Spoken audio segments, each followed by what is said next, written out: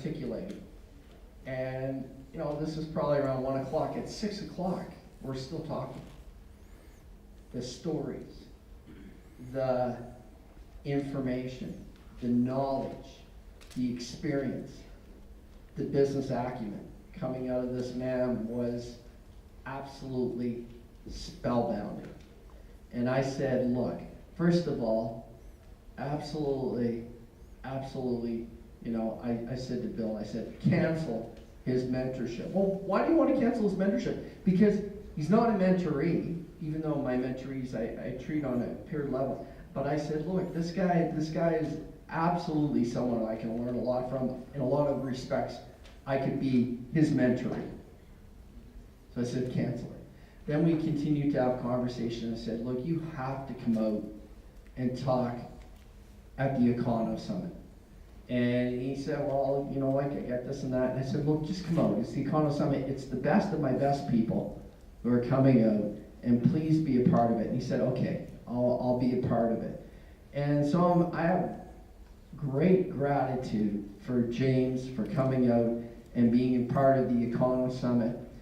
You know, if he's anything like the engagements that we have one-on-one and the interactions that we have on the telephone, you guys are in for an hour of just humor, entertainment, knowledge, content. Everything that you come for this meeting will be encompassed in the next hour that you're going to be spending with James. So, what can I say, James? I mean, the best compliment is just saying something sincere. A high level of respect from me to you. At the same time, I know the value that you're going to bring to everyone in the room. I've never seen you speak, but just interacting with you, I know how much value you're going to bring to everyone who's in the room. So let's put our hands together. Let's welcome James Spellman. Come on up, James.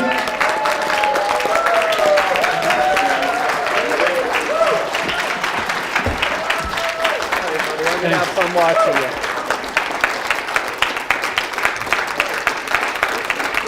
There's no sound. Oh, stand up. No, nobody told you to sit down. Put your hands together like you're going to pray. These are my minions. I bring them everywhere.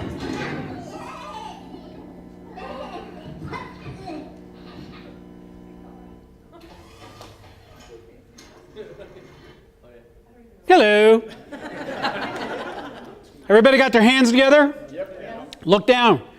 One thumb's on top. Your right or your left? How many have your right thumb on top? Say aye. Aye. Left thumb on top. Say aye. Aye. Do it again. Right. Aye. Left. Aye. Oh, the lefts have it, right?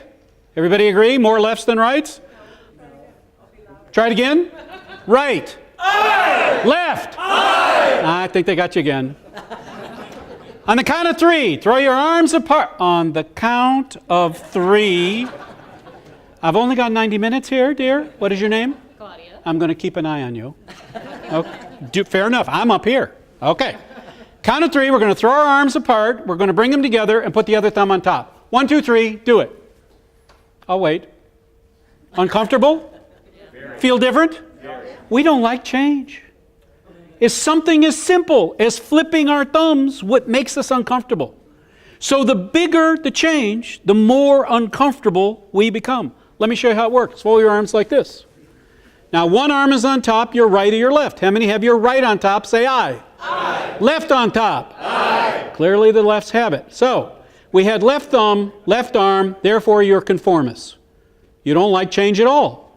Right thumb, right arm, left and left. Right? Everybody agree?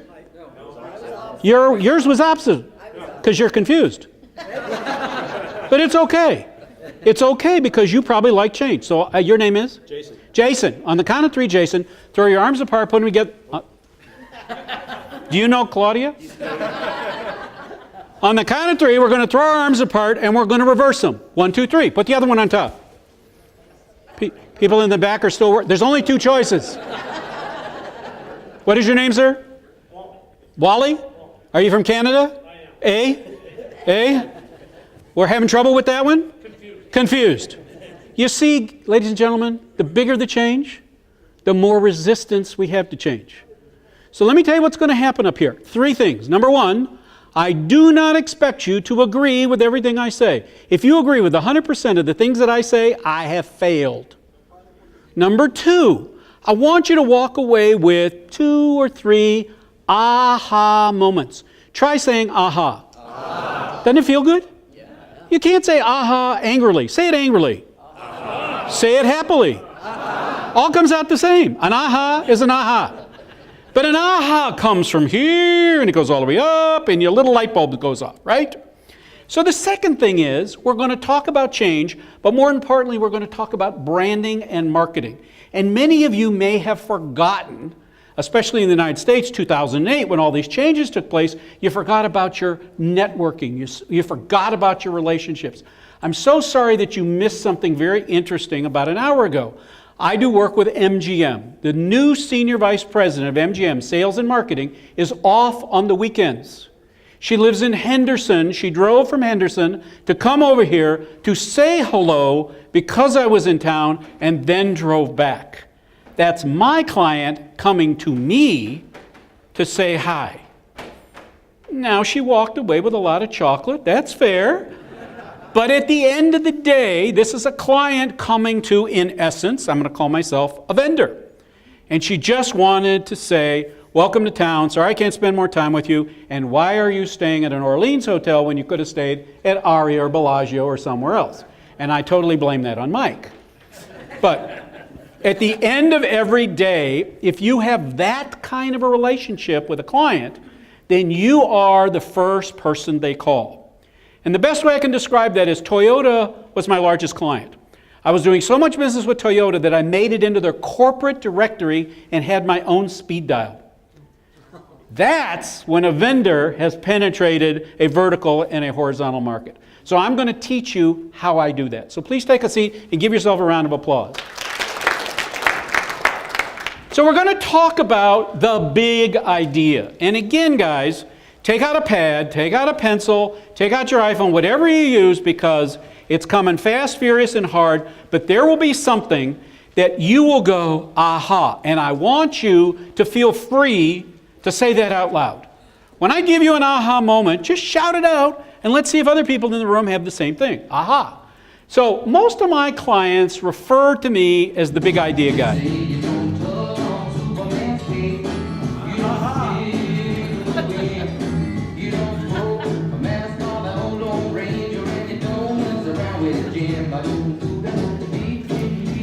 Imagine me walking into a huge meeting to that music playing. Have I not set the tone for what's going to happen? I sit in meetings typically with a very, very diversified group of clients, like many of you. So let me give you an example. Last week I was the keynote speaker to the large group urology practice. I was the keynote presenter to the Audio Visual Association. And I was the keynote presenter to a group of safety experts. Now, that's about as diverse as you get. This week I'm talking to savvy investors, MGM Resorts, and Lexus automobiles. So I get a very, very wide berth of being able to see where business is going, what the issues are, what the problems are, etc. And here's the number one thing for all businesses today. Customers are well educated. Customers can go on the internet and find out anything they want. If I want to do my own lobotomy, there is a YouTube video that tells me how to do that. When I was with the urologist groups and I was talking about what they do, I said, I can go on the internet and do that myself. They said, well, good for you. I don't think you're going to want to do that. Here was the urologist problem, government intervention. When they started off in business, one doctor needed a nurse and an administrator. When HMOs came out, they needed one nurse and 2 administrators. When PPOs came out, they needed 4 administrators. Again, 1 doctor, 1 nurse, 4 administrators. Now with Obamacare and everything else, they need 8 administrators to fill out all the paperwork, and they're now getting paid 20 to 30% less than they were when they had the 1 or 2 people. You don't think they're panicked? These are guys that are making $500,000 a year that are about to see their income cut 20 to 30%. Now I know you're going to go boo-hoo, you're only making $400,000 a year. But if you have developed a lifestyle that needs $500,000, because we all gravitate to more finer things when we have money, and you now have a 20 to 30% price decrease, that's a big deal. Same thing happened in the car business. The car business is a very short margin. The money is made in parts and service, not in selling cars. But at the end of the day, our country has outsourced customer service. So if you buy a product from someone and you go online to buy it, it's boom, boom, boom. Try to return it. The wait time for your call is 22 minutes, and then you're outsourced to somebody who doesn't speak English. My favorite is talking to AT&T where they go, your call is very important to us. Your wait time is 8.5 minutes. You're that damn phone company, put in more lines. If the phone company can't customer service through communication, it goes downhill. Same thing happens with cable TV. Anybody happy with their cable TV provider? Why do we put up with it? Because there's no choice. But in most of our businesses sitting in this room, there's choices. And I said it before, I want to say it again. You should not be the best choice. You should be the only choice to do business. And the moment you're the only choice, price doesn't matter. And that's very cool. Because then you're not playing the, well, I can get it cheaper. I can get it differently. So, we're going to create brand insistence. And let me explain that quickly. It's the awareness of who you are. It's the value of what you provide.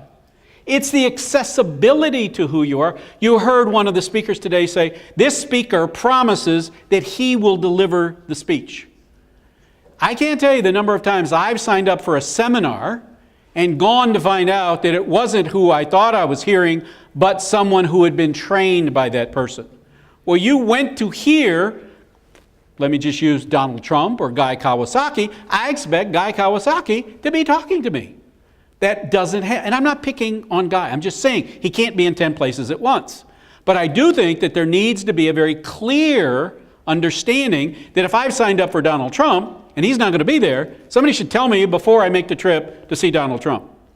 And that's happening in every single business. You go in to see a certain doctor and suddenly an intern shows up. No, I came to see the doctor who said that he was the guy that was best at what he did. The third part of it is the relevant differentiation in what you do. And that can be your persona, that can be your deliverables, that can be your collateral, that can be anything. One of the things that has become a currency for me has been chocolate. And I want to compliment you guys for eating the entire 10-pound bar of chocolate. I was worried I was going to have to take some of it home, but thank goodness you were able to kill it for me. Think about that. When's the last time a speaker shows up and gives you guys a bar of chocolate? So let me raise the bar. I'm going to give everybody in the room today, just for attending, $3,000. Have I got your attention? Yeah. Hello, can I have an ah? If there's 100 people in the room, who's got the quick math? How much am I giving away? $300,000 for free. Now, how would you like to be in front of one of your clients and be able to give them $3,000 just for taking the meeting?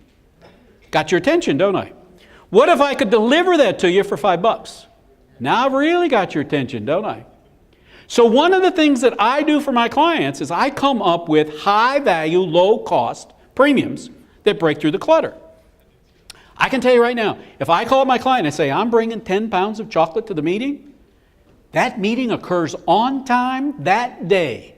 There is nobody that lets me sit in the waiting room with my 10-pound bars of chocolate because I may take it home. I'm going to tell you how I do it with donuts. As simple as donuts.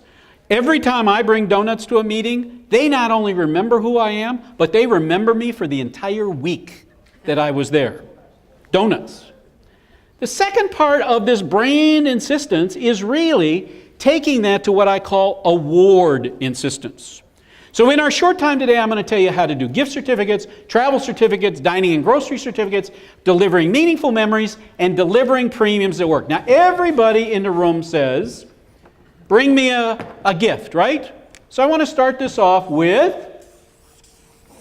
what does that say? There's your freebie. And when I go in to see them, I have freebies to give everybody. Now, these freebies cost me about 2 cents. I will go into a room with about 100 of these and never walk out with any extras. Everybody wants the freebies. It's fun. It's different. It's unusual. It's cost effective. It's also funny. Everything comes down to money, ladies and gentlemen. How are you going to build your business? How are you going to become more competitive?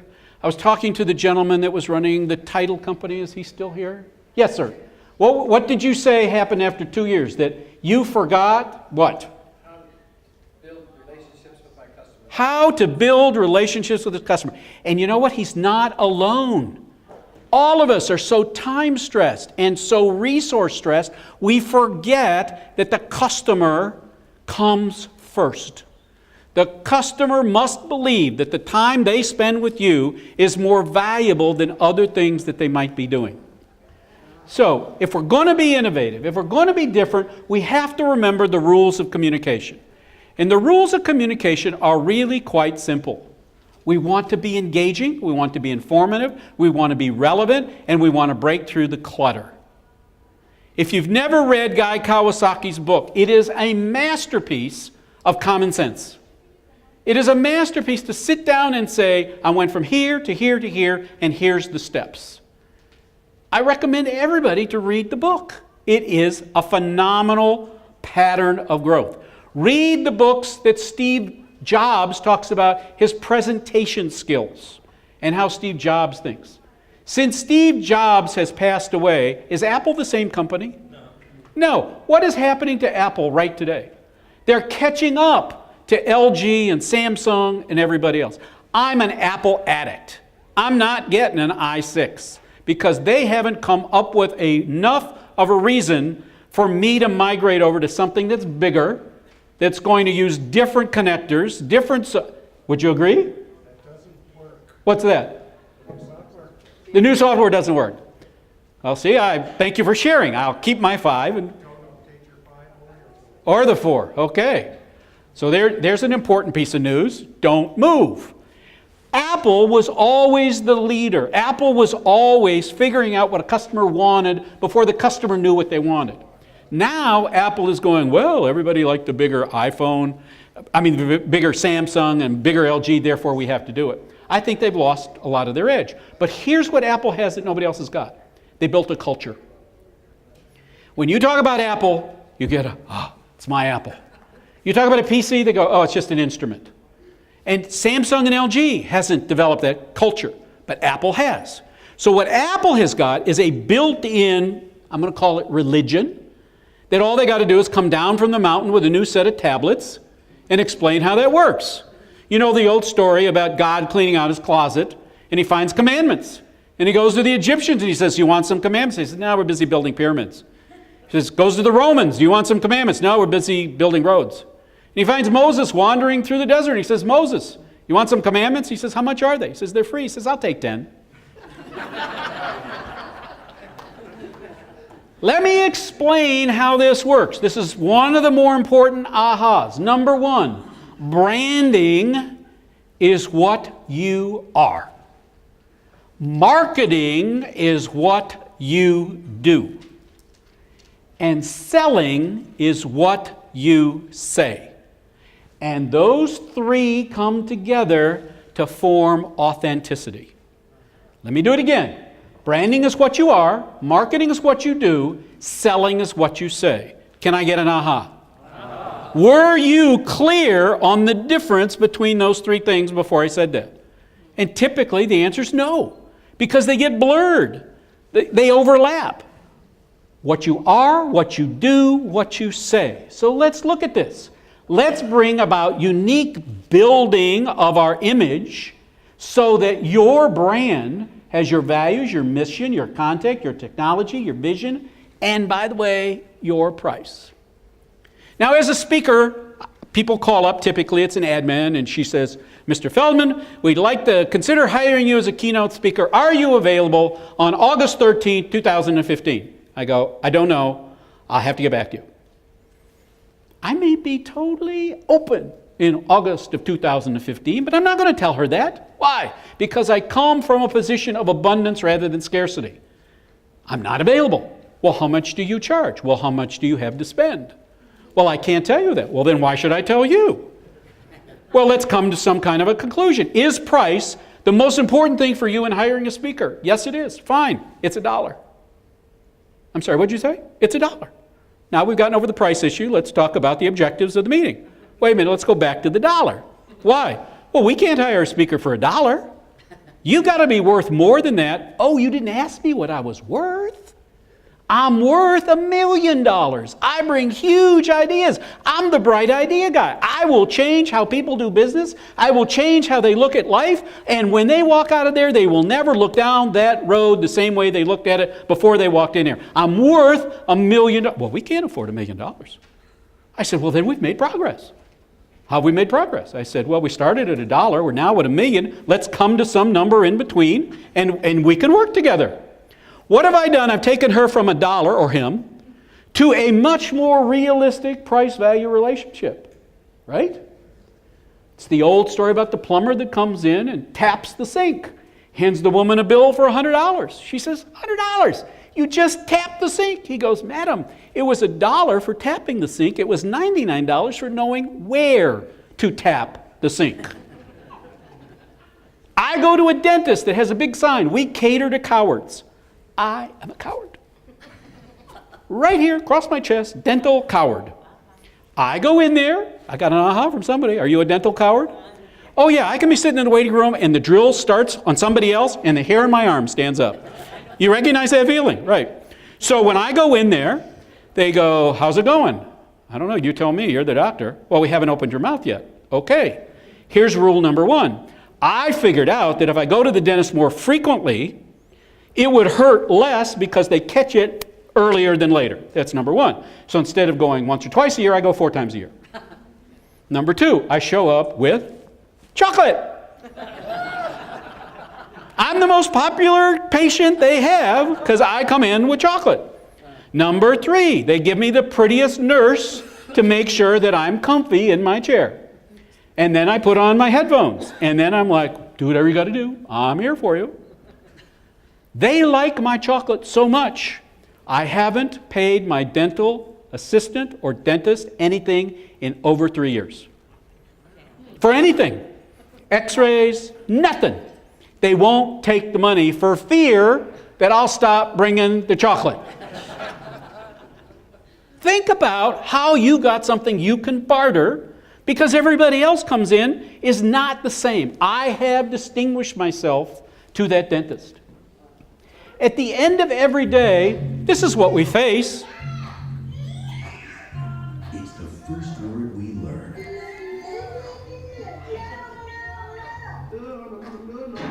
That's our customer. Customers have been ingrained.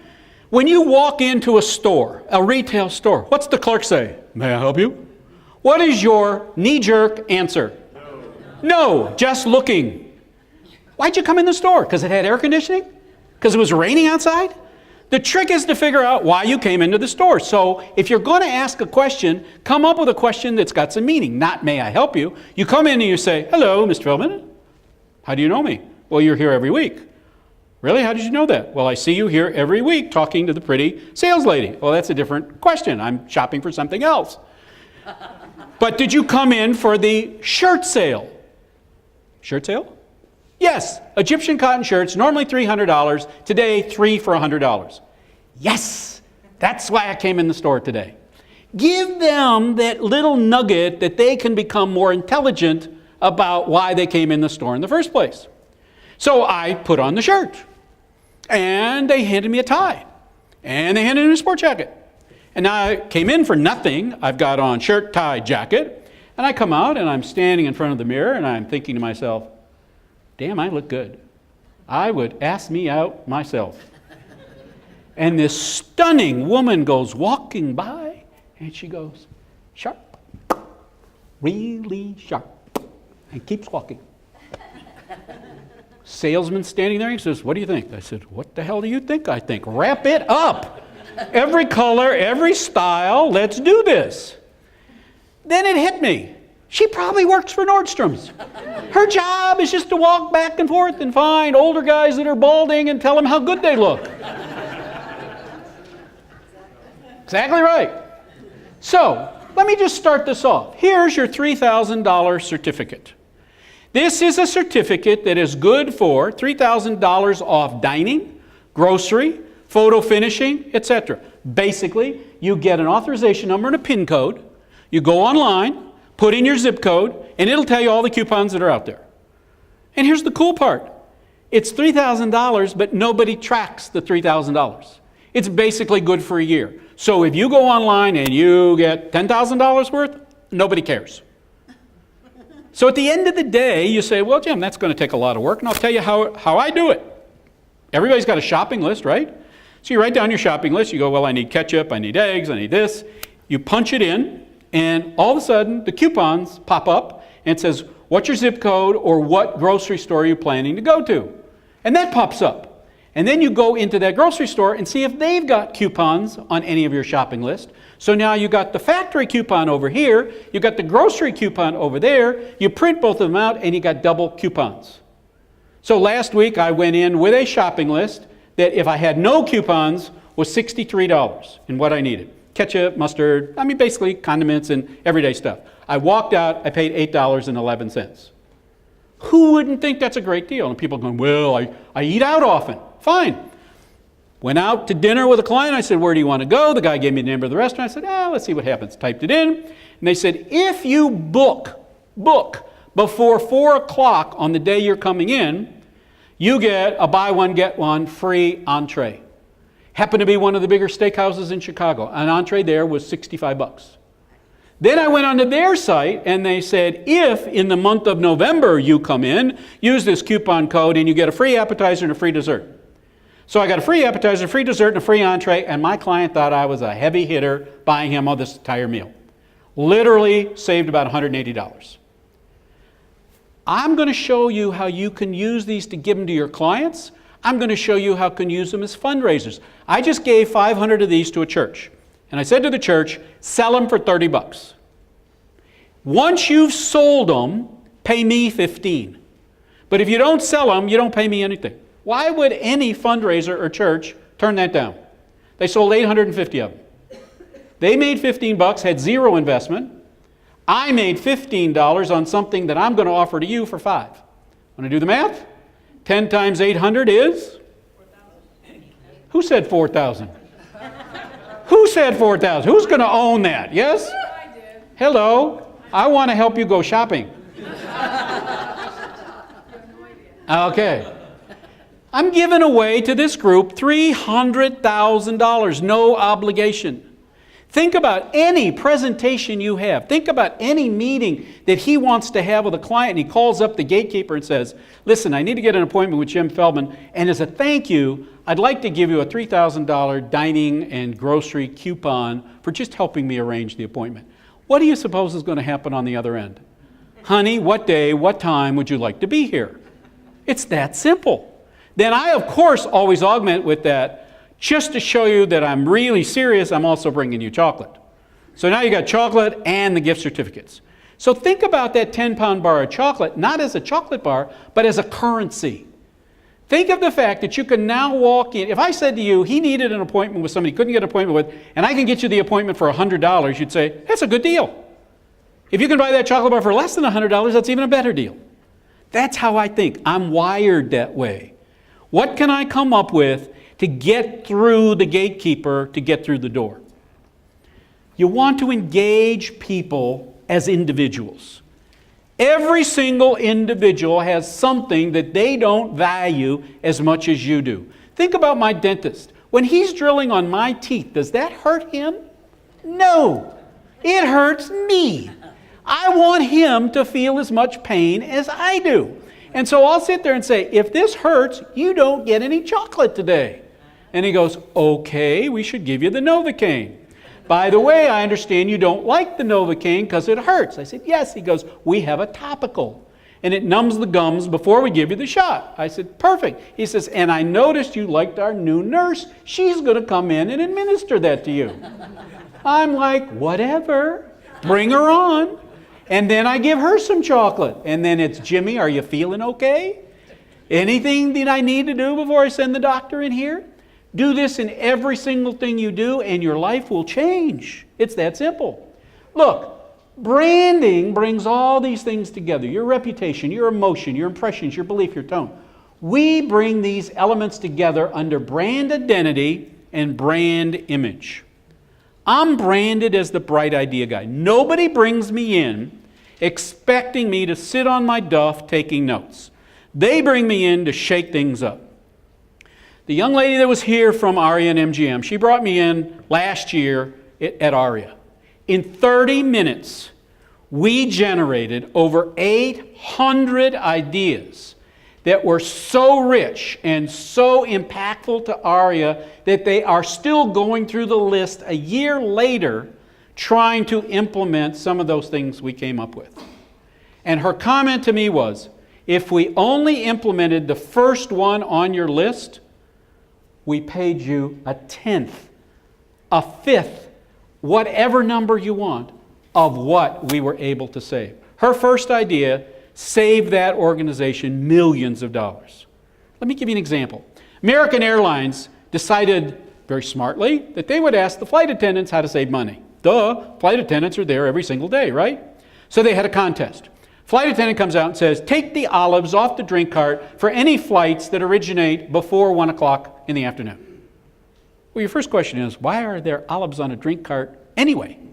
The answer is because they build the drink carts and don't know where those drink carts are going to end up, so every drink cart is basically outfitted the same way. But since nobody was ordering a drink with olives before 1 o'clock, when the flight gets there, they end up throwing the olives away.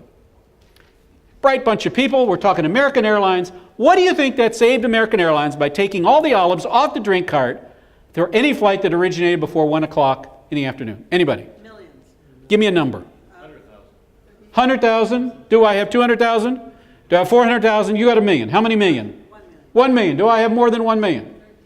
Who said 13? The same one who couldn't count before? You see, I am watching you. Okay. It's actually $10 million. $10 million for a little tiny idea. So here's your next aha moment. Ask the people that are doing the job how they can do it better. How can they be more efficient? If they were the owner making the decision, how would they change things? And then stand back. Aha! Because you will come away with things that will blow you away. I'm a real estate broker just like the gentleman in the back. Why? Because I didn't like giving away the commission. So I got my license. Then I had a client that said, we need some help running a condominium development. It's got 480 units. Can you come over and train our salespeople? So I went over and I trained the salespeople. At the end of it, he says, man, if you were only a broker, I'd give you a job. I go, I am a broker. He goes, you didn't tell me that. I said, you didn't ask me that. He says, would you consider coming in and helping us do that? Here was a condominium that got built in 2008, worst recession ever, and nobody was selling any condos. We were the only condo, basically, in the city of Chicago that sold out when nobody else was selling. Why? I started to apply all these things. Come in and look at a condo and walk away with a 10-pound bar of chocolate. Fine. We gave away 20% to people who were never going to buy or couldn't buy. So what? There's enough people that could buy that it made all the difference in the world. You don't worry about the tire kickers if the people that buy can overcome that minimal investment. Start to think in the big picture. And I say to everyone that I talk to, are you hunting rabbits or are you hunting elephants? The amount of energy it takes for you to hunt a rabbit is enough to feed you. By the time you bag the elephant, you feed the family for a year. So go after the elephants and not the rabbits. You want to engage people based on what they do. I am somebody that asks question after questions. I now know more about the urologist business today than I knew 4 days ago. Probably some things I don't need to know. Probably some things I don't want to know. But when I said to the group, are you doing social media marketing? They're like, really? Why? Our people are too old for social media marketing. Stop right there. Would you say that your audience is an older audience? Yes. Would you say your typical audience member, meaning urology, is 50 and older? Yes. And you've decided the people that are older than 50 don't do social media marketing. That's correct. Really? The fastest growing demographic on Twitter is grandparents. Anyone a grandparent? How do you communicate with your grandkids? Text and Twitter. They won't talk to you otherwise. I was in a house 2 weeks ago, and she said, well, it's time for dinner. And she goes over and she picks up her phone. I said, what are you doing? She says, I'm texting my son. I said, you're texting them to come to dinner? She goes, watch this. Johnny, come to dinner. Comes back. What's for dinner? She writes back, what's for dinner? He goes, don't like that, not coming. I said, this is going to be the next question. Then what? She says, well, I'm going to make something else for him. I said, he's controlling you. You're not controlling him. This is what you say to him. Dinner's at 5 o'clock. Get your butt down here, because if you don't eat what I'm serving, you're going hungry. And after he does that 1 or 2 times, he's going to come down and have dinner with the rest of the family. You've got to use those tools. So as I said to the urologist, are you communicating with your customer, your patient, before they come here? What do you mean? I said, the typical person coming in to see a urologist is scared. This is the first time they're going to have that exam, and they're worried about it. Most of them don't know what a urologist does. Well, I know what he does, and I don't like it. I said, well, let's try to marginalize that fear by saying a urologist is a plumber. Nobody's afraid of their plumber. If you're going to see your plumber, you say, well, if my sink is clogged up, I need a plumber. If this drain's not working, I need a plumber. Okay, that's what the urologist does. Now they're laughing. They say, well, we didn't go to school to be called a plumber. I said, well, if you get enough fear from your patients, they won't come here. So you've got to understand who they are and what their fear is. You want to engage people where they are. And believe it or not, people are using their smartphone for everything. I just watched something occur personally, and that was the communication between my wife and her mother. Her mother just learned how to text. Every single morning, there's a text. There's a conversation about what's going on, what is happening this weekend, etc. I have been with this woman for over 10 years, and in 9.5 years, the only time she and her mother communicated was over the holidays of what to bring for Thanksgiving and Christmas. Just because that was the nature of how they communicated. Now that there was texting, they could engage in real world, real time. So start to think about that. You want to engage people continuously over time. Going back to this gentleman who said, I lost contact with my customers. You can't afford to do that. Find out their birthday. Find out the age of their kids. Stephanie, who just left, had a child, and I sent her child an 8-foot teddy bear. That child is now 12 years old and still talks about his teddy bear that Uncle Jim sent him. That teddy bear cost me a couple $100, and it has amortized itself over 12 years. Think about breaking through the clutter and getting close to that customer. Now, Stephanie came over here today. Why? Because she's going to Cabo next week, and the hotel that she was at got hit by the hurricane, and she's very concerned that she won't get an ocean view. And because she works so hard, this is the first vacation she's had in over 2 years. Now remember, she's the senior VP of MGM Properties here. A lot of people come to Vegas for a vacation, but she lives here. So this is not a vacation for her. Going to Cabo is a vacation. I said, Stephanie, it's handled. I've already taken care of it. They are upgrading you to the best room and the best view, period, bar none. How can I thank you? The next time I come back to Vegas, she goes, done deal. The same thing's going to happen with the people in Cabo. They'll come to Vegas. They'll need a contact in Vegas. And now they have Stephanie to pick up the phone and say, can you get me tickets to the show? Can you do this? Can you do that? Remember what I said. Everyone's got something that you value more than they have, and you have to just figure out how to barter and exchange for it. You want to engage people with their goals. If somebody is losing weight, if somebody is exercising, if somebody is trying to stop drinking, stop gambling, whatever it is, the last thing you want to do is take them drinking and gambling. But you don't know that if you're not involved in a relationship. You got to ask those questions. Now, I'm not a gambler. I've been coming to Vegas for almost 30 years, and my sum total of my bets have been $10. $10.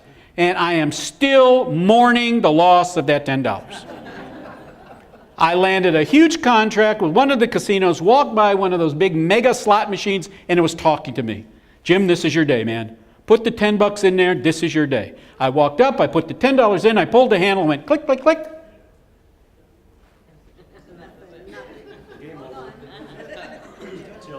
And I'm standing there and I started hitting the machine. The security guard came over, he says, is there a problem? I said, yeah, it took my money. He said, sir, that's what we do here. I said, yeah, but it talked to me. It was going to give me back my money. He goes, I would see professional help if I were you, because you're in Vegas and that's what we do here. And I started getting angry. And he goes, sir, I'm going to have to ask you to leave the casino. I said, give me back my $10. I'll be happy to leave. He says, we don't do that. And that happened 8 years ago, and I'm still telling the story about my $10 loss. Am I a good gambler? Absolutely not. Would I gamble on business every day of the week? Would I risk more than $10 on a business venture? Of course I do. But putting the money in a slot machine and having no control over my destiny, not something that I want to do. That's just me. I want to engage people because this little device here, that shows you what happens. Every time you touch somebody, they touch somebody, they touch somebody, touch it, it comes up and then it comes back. And it's absolutely amazing how it comes back to you, how things happen. Well, I talked about the Tivoli Chocolate. We're designing logos, and I've gone through 3 designers and can't come up with any. Finally, I called a designer I haven't talked to in probably 10 years. And she goes, thank you for calling. I was going to reach out to you. She says, my husband's having this marketing issue, and I know I can't afford you. If you could just help him out, I'll do anything. I said, hello, I need a new logo. Done. I'm happy to do a new logo for you. Will you talk to my husband? So I got the husband on the phone, and he starts whining about all the people that he'd used and how unfortunate it was and how they'd taken his money. And I said, get it out of your system, because you're never going to have this conversation with me again. I don't want to talk about whining about the past. I want to talk about raving about the future. So this is what we're going to do. And we started talking about a marketing, branding, and promotion pad. He apparently went down after the phone call and said, I don't know where you found this guy, but I love him. We're going to do a lot of business together. I'm totally happy. She picks up the phone and calls me and says, whatever you want. I'm putting everything off to the side. Let me work on your logo for you. And the logo she's come up with is phenomenal. If I was paying for that logo, I'm going to guess $5,000, $10,000 for the kind of work that she's done, and she won't take a cent for it. By the same token, I'm helping him build his business, and I don't want anything from him until he gets his business up and running. And the deal that I made with him is very simple. I said, you tell me what you're making now without me, and I get paid 10% of everything you make over that. So if you're making $300,000 a year, I don't get paid until you make $300,001. He goes, why would you do that? I said, because if you're already making $300,000, I shouldn't be paid for anything that you're already doing. I only want to get paid for that incremental difference. He loved it. He said, so I'm only paying you if you produce. And I said, beware, I produce. I said, beware that at the end of the year, if I move you from 300 to 1 million, you're going to owe me 10% of that. He goes, it'll be the best money I've ever spent. That's how I deal with my clients. They don't all like that. They don't all agree with it. Then I move on to somebody else. This is what I do. This is how I do it. Woo, what we want is a measurable impact that's repeatable. We want a measurable impact that you can then share with someone else to pay it forward. We want a measurable impact that even if I don't have a great impact on you, you may refer me to somebody else. So here's the story of what this guy does, this designer's wife. He is a Fortran trader. What's the right word?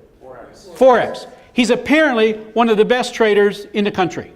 He's got a radio show. He's written 14 books. He's got 25 YouTube videos. The first YouTube video I went on was 1 hour and 55 minutes. I said, are you nuts? This is longer than a Spielberg movie. Nobody's going to sit on here without popcorn. He says, yes, but they need I said, they need small bites. They need to be engaged. They need to come through the path before you have a brain dump. He goes, well, then go to the next movie. The next movie was 1 hour and 48 minutes. By the time I was through, this guy's got roughly 40 hours of movies on YouTube. And he says, Nobody's watching them. I said, here's the important part. When I put Forex in, the first guy that came up had 258,000 views. His video is 6 minutes long. He goes, well, he's an idiot. He doesn't know anything. I said, really? There's 250,000 people that disagree with you. I said, so let's not mince words here. Those people listened to what he had to say, whether they agreed or they didn't agree. He got 250,000, you got 6. We got a big delta to fill in here. So once you understand the measurable impact, then you engage people, here you want to write this down, at the speed of digital. I don't care if you're 40 or you're 80. You have got to be talking to your customer in the digital age. You've got to understand that communication is not only in real time, it's in digital time. And it's, how many people send out an email and they're sitting there going, he didn't respond, he didn't respond, he didn't respond. Remember when fax machines came out and you'd stand by the fax machine going, still waiting. I'm old enough to remember when the fax machine was a disc. And did you remember that? And the disc spin around and it had to be scanned and it would take almost 20 minutes to prepare the fax to go out. And that was a big deal. And you remember when FedEx decided they would open up a whole business of putting fax machines in offices so that you'd come to the FedEx office to pick up the fax? And then the price of the fax machine dropped and FedEx lost hundreds of millions of dollars because they weren't paying attention to the technology. Are you doing the same thing in your business? Are you listening to what's going on out there? And then you want to engage people at the speed of opportunity. Opportunity is now. Not tomorrow, not next week, now. So if you're making an offer, if you're making a suggestion, just like you saw here, it's time sensitive. Why? Because as they said earlier, people procrastinate. They get home, their dog ate their homework. They get home and the wife was in a car accident. Whatever the issues are, we have too many diversions, too many distractions. So write this one down. Beware of distractions disguised as opportunities. Look at what the bottom line is to you, and if it isn't real world, real time, real money, walk away from it. Period. You don't have enough time to say, well, maybe this will work out 6 months from now. We don't have 6 months. That has gone away. And for any of you that have forgotten about it, let me remind you about 2008, 2009. In 2008, I had $150 million in contracts from casinos. Within 42 days of the, shall we call it, downward trend, my $150 million worth of contracts were worthless. Why? Because I was providing consulting, products, loyalty programs, and I wasn't needed when they really needed to get more people sitting in front of the device. The biggest client that owed me $75 million. I called the treasurer and I said, what's the chance? He goes, Jim, I think the line is so long that I don't know where the end of the line is. So you're not going to get it. He said, by the way, we just filed for $2.8 billion default to the banks. Where do you think you stand? I said, well, I don't think that's very good for me. He said, well, when this is over, we'd like to do business with you again.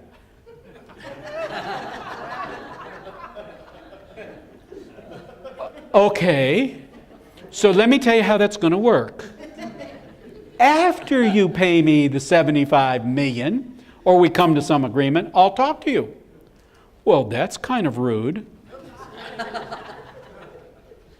He was serious. Why wouldn't I want that opportunity again? Well, I got to tell you, for $75 million, I have a big sign that I put up in my room that says, I can work for free for anybody. If they're not going to be able to pay me, I'm not going to do it. Okay. Customers purchase wisdom, they use products. Simplicity empowers ability. Make it simple for people. Don't make it complicated. When I'm talking to this guy who's the trader and he's trying to explain to me what he does, it's like going over my head. I don't get it. I didn't understand it. I said, tell me what he does. He says, it makes people money. I got that. So you can now tell me how to make money. He goes, yes, I have a proven toolbox and this is how it works. And if you'll listen to me for 30 days, you'll make money. I said, will you guarantee that? He goes, yes. How do you do that? I'm that good. You're that good that you can guarantee it. He goes, yes. I said, okay, I'm going to share this with Mike and a few others and find out if this can really happen. He's got a formula. I don't understand it. But if he really has a formula and a toolbox that works, that will help you make money, he's got something that's pretty competitive and something that people will pay for. That simple. But I'm not versed enough in what he does to understand it, so I will go to an expert like Mike and say, can you sit down and talk to this guy for 15 minutes and tell me how much of this is real and how much of this is, let's just call it hot air. But at the end of the day, I'll have the answer.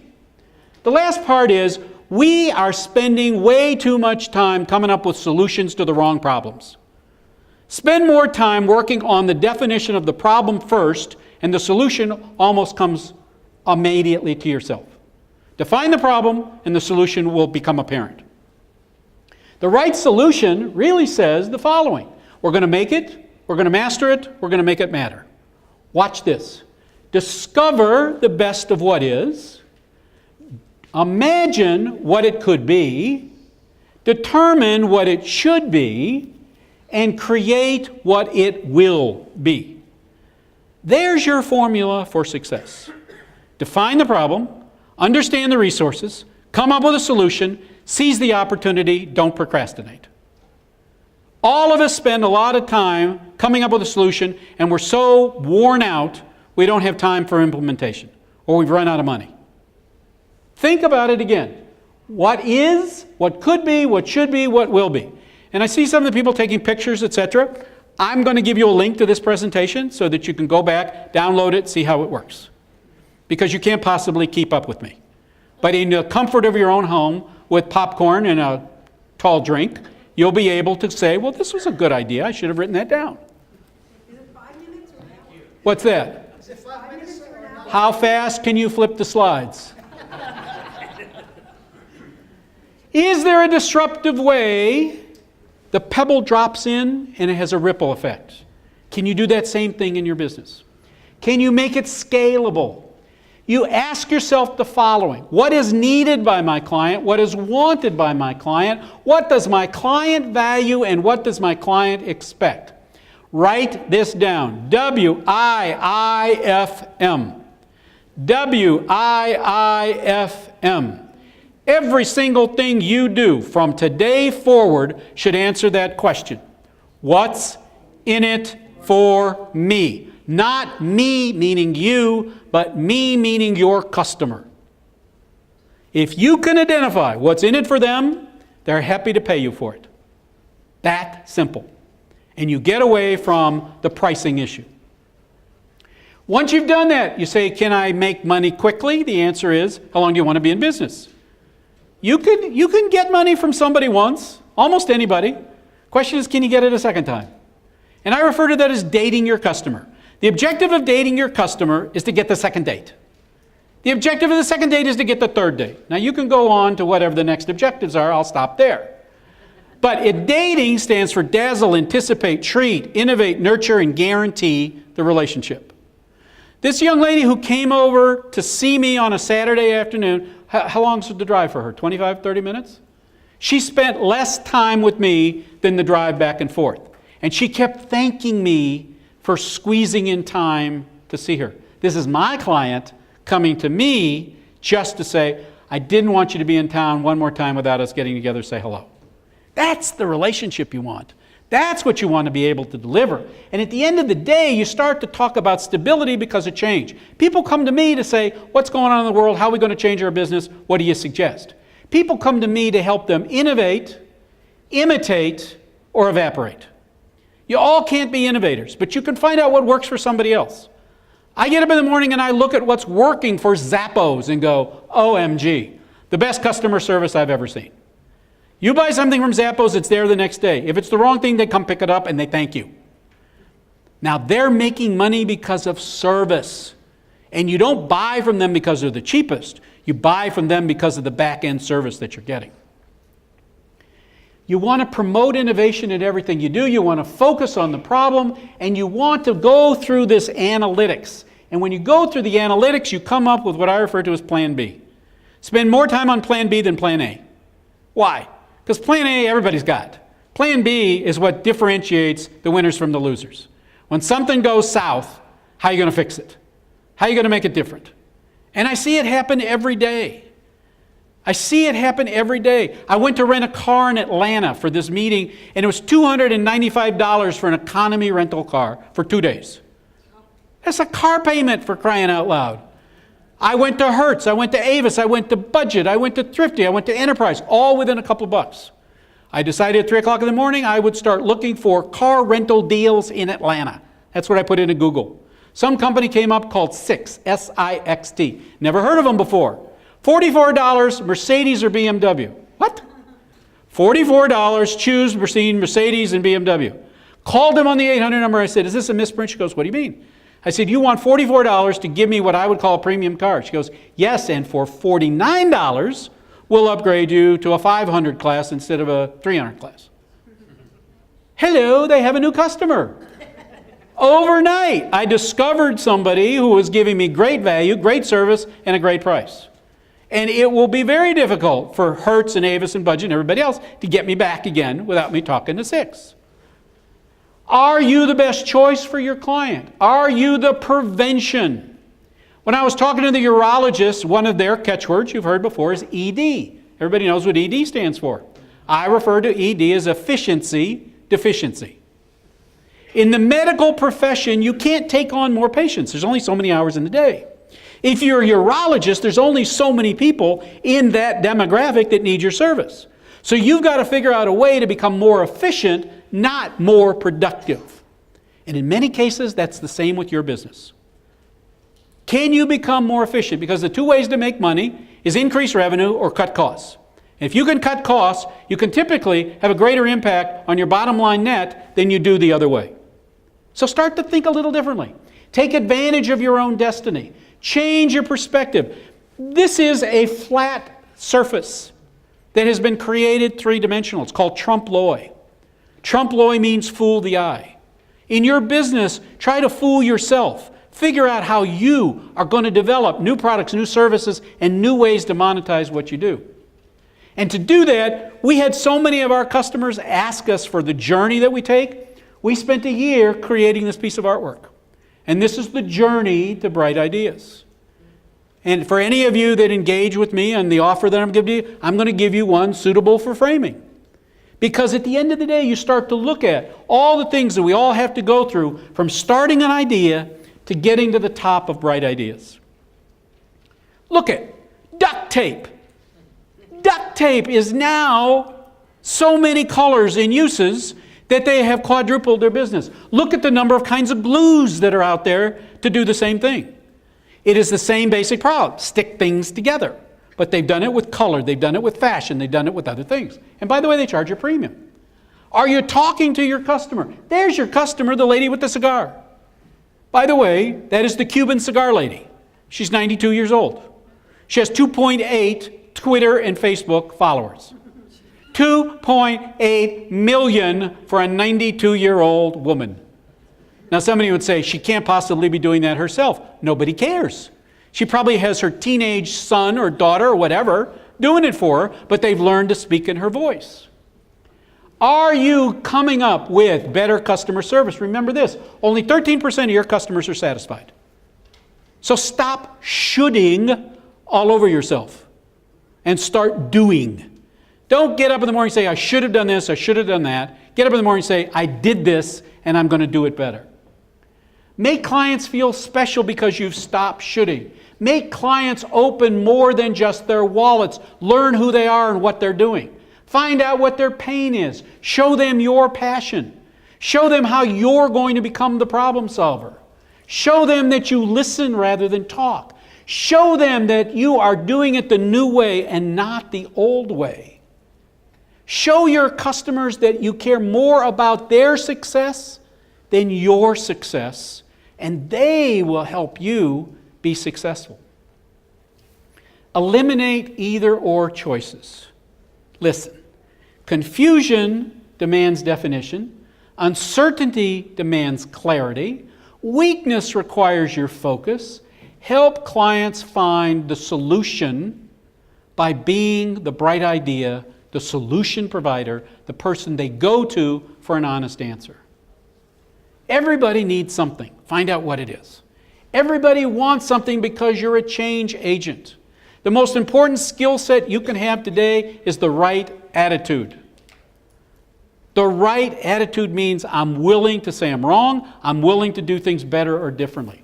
Learn from the internet. Do these things. Remember, the internet is all about awareness and engagement and persuasion and conversation.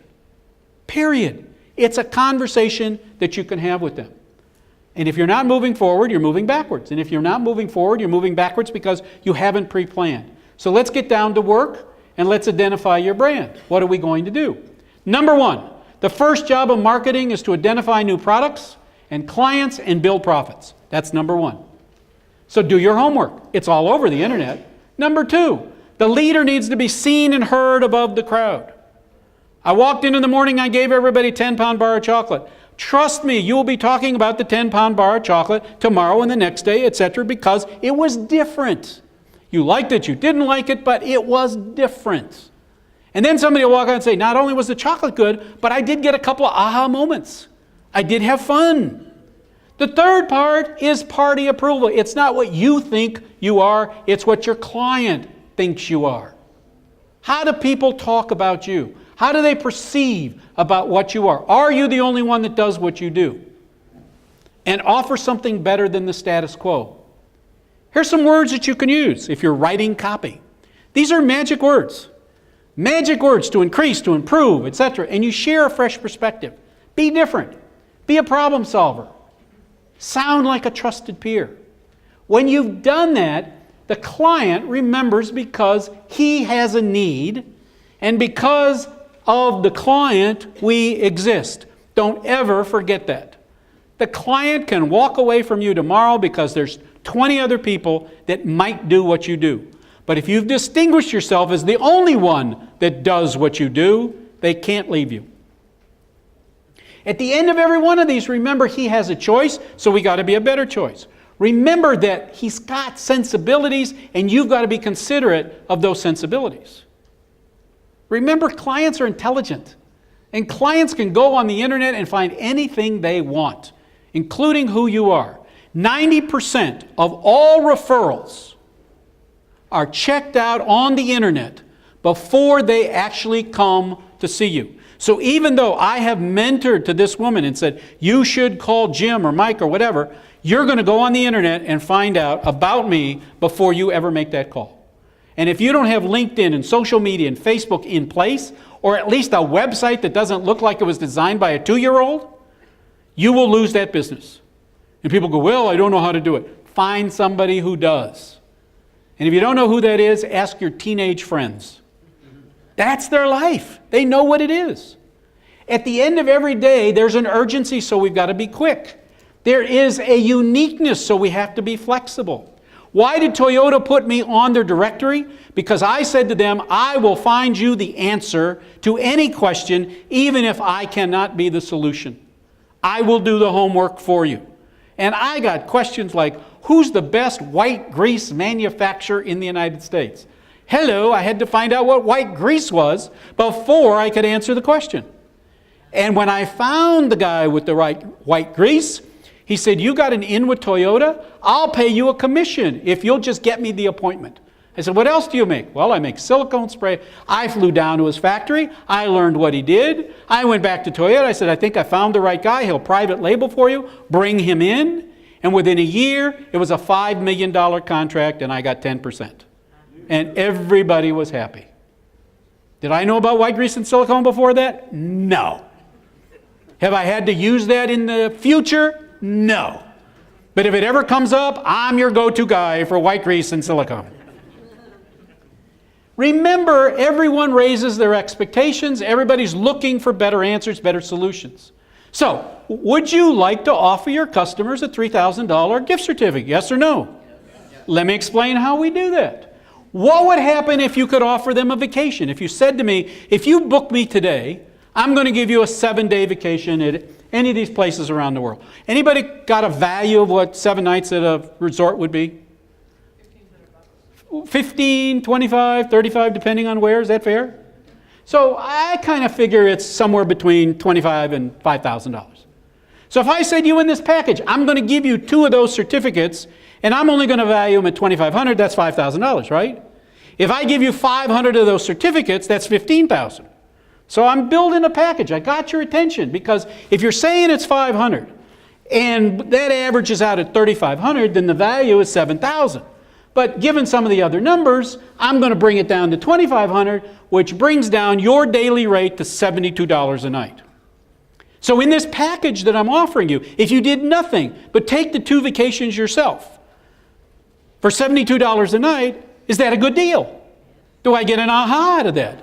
Does everybody want to go to Cabo or Puerto Rico for 72 bucks? The answer is absolutely yes. If you say that to a client, you book me today, you sign up for my webinar, my workshop, I'm going to give this to you, you got their attention. So let's talk about this. I'm going to give you 500 certificates worth 15 grand. I'm going to give you a customized website. That's how the certificates are redeemed, so they're not coming to my site and you feel comfortable with it. I'm going to give you 2 of the 7-day vacations, and I'm going to give you 5 hours of consulting on how to do all of this. So that value is $25,000. Mike said, well, you can't charge him $25,000. I said, well, really? Why not? I'm worth it. Remember the dollar to the million? He goes, not going to work for us. I said, well, let's talk about it. How about $5,000? If it was $5,000 and you were getting $5,000 worth of vacation by itself, then everything else is free. If it was $5,000 and you're getting all the certificates, that's 1/3. If you could go and do this with your clients, you get their attention. So whether they're in the drapery business, or they're in the car business, or they're in the consulting business, you could go to them and offer them this same thing to help build traffic and build business. So it's not doing with what you have, it's doing with what you think you are. This is the man who said, I had no plastic surgery. We lost somebody through what? Neglect from his physician. Do we have that same risk reward with our clients? At the end of every day, every promotion should contain value. I wrote a book called Dr. Travel's Cure for the Common Trip. So when I did book signings, my signing pen was a hypodermic needle. People wanted the hypodermic needle, and the book was free. They would pay for the pen before they'd pay for the book. So I started packaging them together. What if you look inside the box instead of outside the box? How many have heard, think outside the box? It's wrong. If you're outside the box, you have no idea what's inside the box. If you have no idea what's inside the box, you can't solve the problem. We have a country that's been thinking so much outside the box that we come up with the right solution to the wrong problem. Go inside the box. You find out the components of the problem, you break them apart, and you come up with the answer. Here's a guy that wanted a box. So we developed a box so that the box went to his customer and they were already excited about what's inside. Here's a guy that wanted to be different, and so we created money called In Guard We Trust. The same guy wanted something unique, and so I created a seat saver. He talks about all of the things on an airline. So this is melted ice cream on a spoon. So when you get up or you get on a plane, you put that down in your seat, nobody takes your seat. Now when you go to a webinar or a seminar, you put that down in your seat and you get your same seat back when you come back. He put these out, we got them for him for $2. He sells them on his site for 15. And he can't keep them in stock because it's funny. Here was a woman that was talking about self-improvement. So we created a mirror for her. When you open it up and you look at yourself, the mirror says, I am the difference. At the end of the day, I gave a speech when I was a little heavier. I was a little south of 500 pounds. And one of my stories is I went to a hotel and the robe wouldn't fit, wouldn't close. I called downstairs and I said, the robe won't fit. She goes, read the label. What? Read the label. One size fits all. Well, apparently you haven't seen my size. It doesn't fit. And she hung up. Now, the important part was I was at this hotel to deliver a customer service seminar. So I decided to finish up with this. I would call room service. And I answered the door wearing my robe.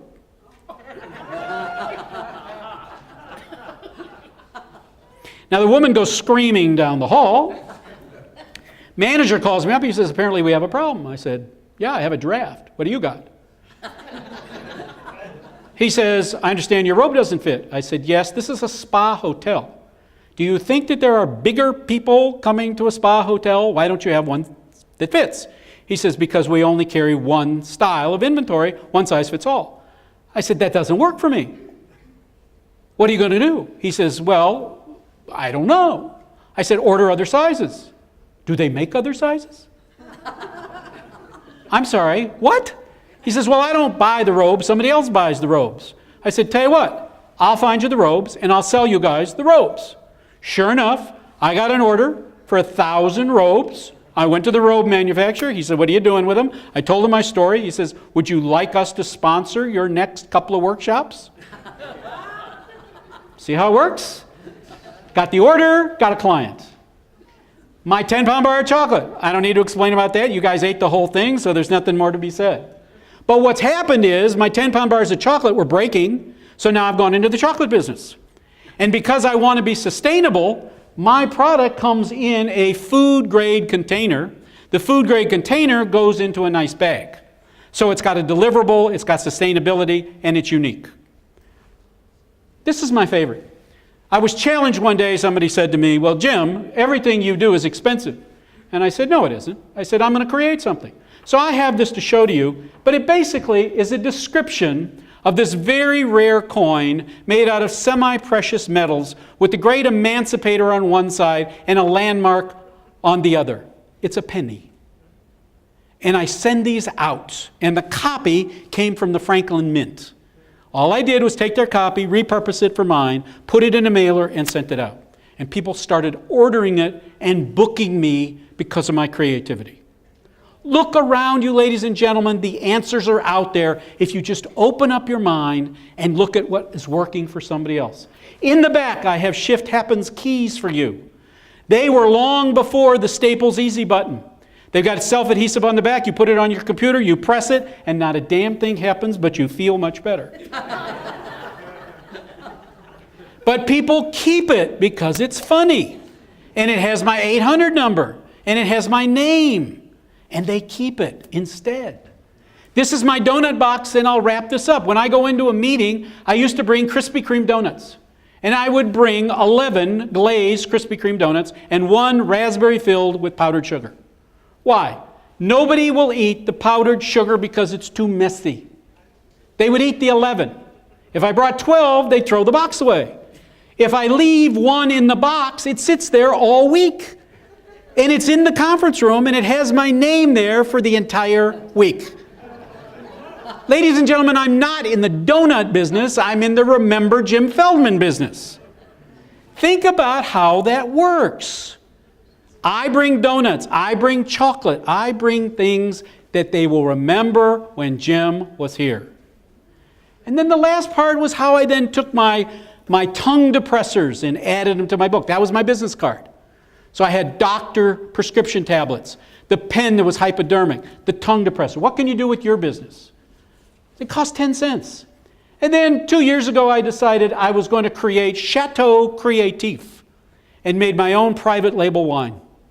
And sent it out with my own wine label with my picture in a wooden box. Why the wooden box? Because people won't throw away the wooden box. And then I discovered they wouldn't even open the bottle because they liked the label so much. Then I thought, I should get cheaper wine.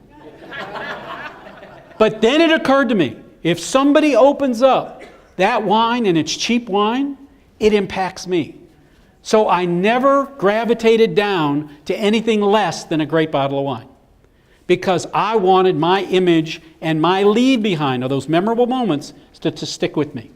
So if you could do all these things, if you could deliver messages, if you could buy all these ad specialty things, if you could find surplus people that could help you in your business, if you could look at how the ad specialty will build, like my pins, it says Shift Happens, but on the back is my 800 number. I've never seen anybody come up with a lapel pin that had the number on the back. If you can't reach me, what good is it to have my pin? Now they keep the pin and they know how to reach me. Then AT&T gave up my 800 number. Why? Because somebody outbid me or something. I'm in a big deal trying to get my number back now. Go find other people that want to reach your customer. This was a guy introducing golf clubs. So for a year, we gave away free golf clubs because he was trying to get to my type of client. So we gave away the golf clubs. He then got business of people ordering more golf clubs. What if your products contribute? What if you were able to do this? What if you were able to come up with all these things that work? Ladies and gentlemen, here's a $25,000 value for $5,000. It will come back to you 4 or 5 times over. So here's my offer. If you do this today, I'll even throw in a 10-pound bar of chocolate for the holidays. Now somebody's going to come back and say, $5,000 for a bar of chocolate? Yes.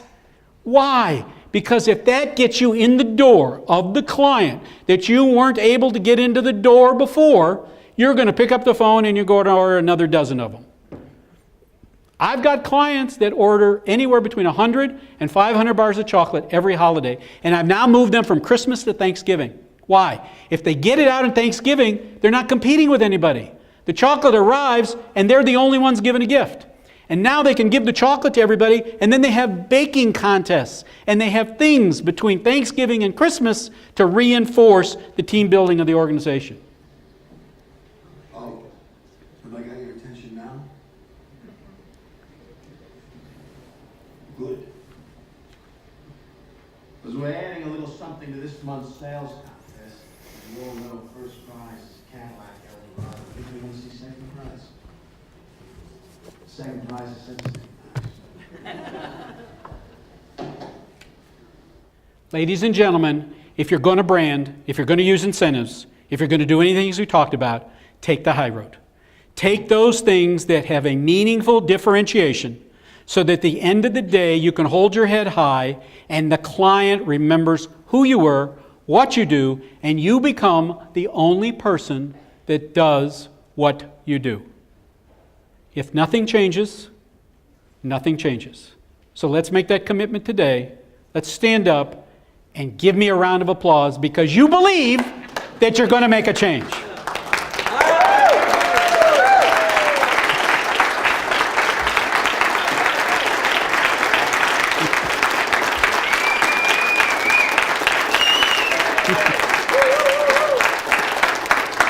Let's hear it for James one more time. All right, so, For clarification, okay, so if any